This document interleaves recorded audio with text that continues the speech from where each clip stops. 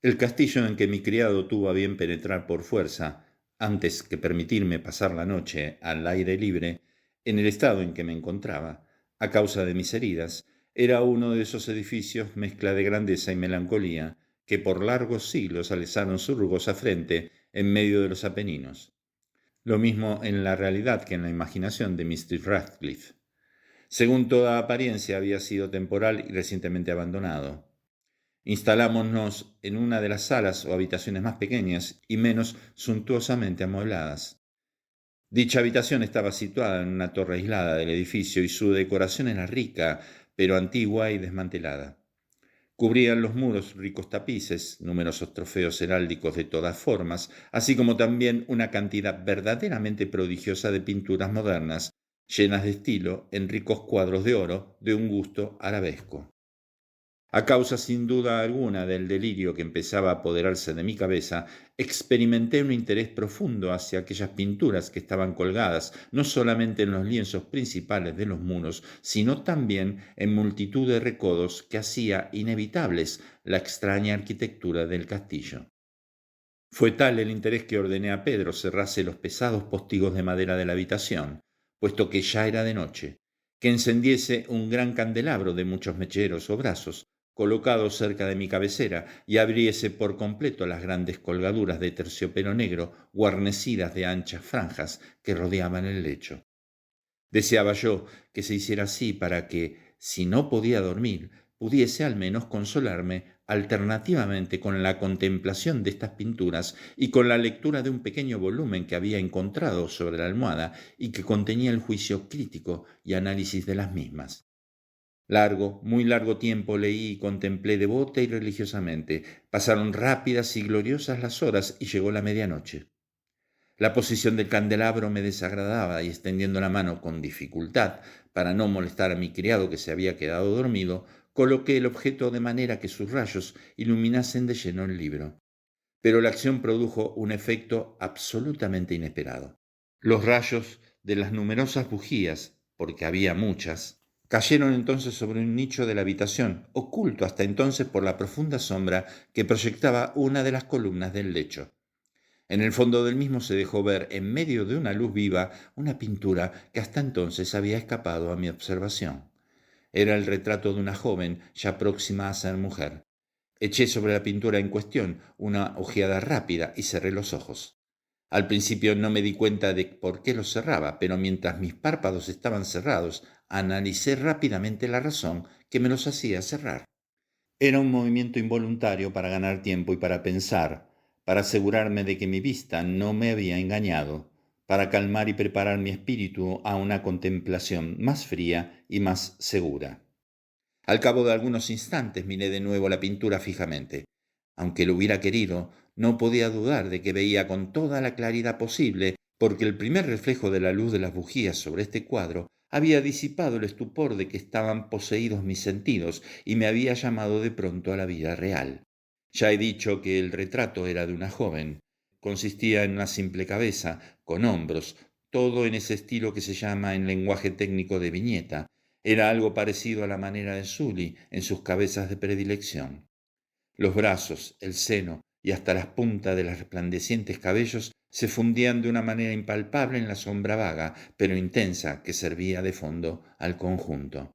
El marco era ovalado, magníficamente dorado y taraceado según el gusto morisco.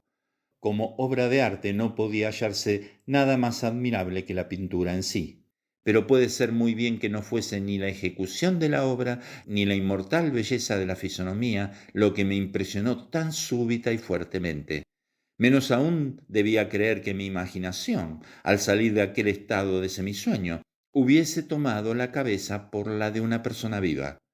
Por de pronto vi que los detalles del dibujo, el estilo de la viñeta y el aspecto del cuadro hubieran disipado inmediatamente semejante encanto y me hubieran preservado de toda ilusión, siquiera fuese momentánea.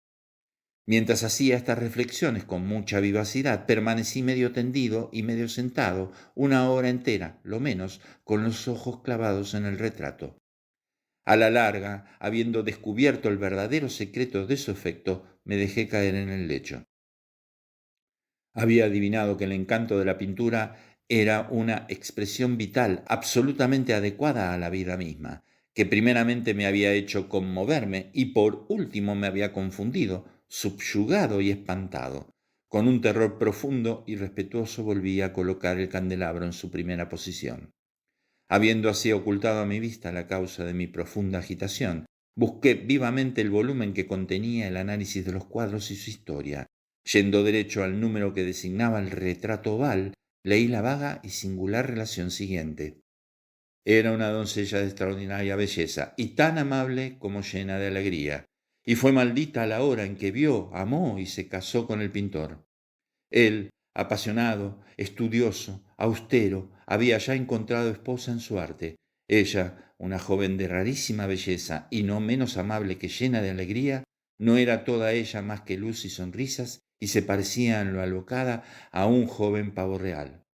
Gustábanle todas las cosas, no odiaba más que al arte, que era su rival, no temía más que a la paleta y los pinceles y demás instrumentos enfadosos que la privaban de la vista de su adorado. Fue una cosa terrible para esta dama oír al pintor hablar del deseo de pintar a su joven esposa, pero era humilde y obediente y se sentó con dulzura durante largas semanas en la sombría y elevada habitación de la torre, en que la luz se filtraba a través de un lienzo solamente por el techo. Entretanto él, el pintor, ponía su gloria en su obra, que adelantaba de día en día y de hora en hora. Y era éste un hombre apasionado y extraño, pensativo, que se perdía en sus divagaciones hasta tal punto que no quería ver que la luz que caía tan lúgubremente en esta torre aislada secaba la salud y los espíritus vitales de su mujer, que languidecía visiblemente para todo el mundo excepto para él. Sin embargo, sonreía siempre y siempre sin lanzar una queja, porque veía que el pintor, que tenía gran renombre, experimentaba un vivo y ardiente placer en su tarea y trabajaba día y noche para pintar a la que tanto amaba, pero que cada día se ponía más lánguida y débil. Y en verdad, los que contemplaban el retrato hablaban en voz baja de su parecido como de una sorprendente maravilla y como de una prueba no menos grande de la potencia del pintor, que de su profundo amor hacia la que estaba retratando tan milagrosamente bien. Pero a la larga, como la tarea tocaba a su término, nadie fue admitido a visitar la torre, porque el pintor se había vuelto loco a causa del ardor de su trabajo, y rara vez apartaba sus ojos del lienzo, ni aun para mirar al rostro de su mujer.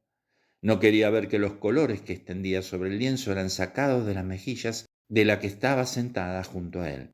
Y cuando hubieron pasado muchas semanas y no quedaba casi nada que hacer, a no ser un ligero toque en la boca y un glacis en un ojo, el espíritu de la dama palpitó aún, como la llama de una lámpara que va a apagarse.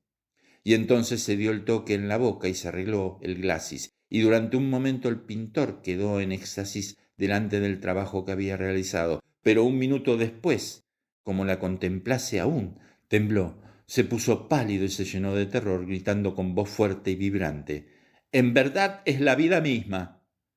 Volvióse bruscamente para mirar a su muy amada y estaba muerta.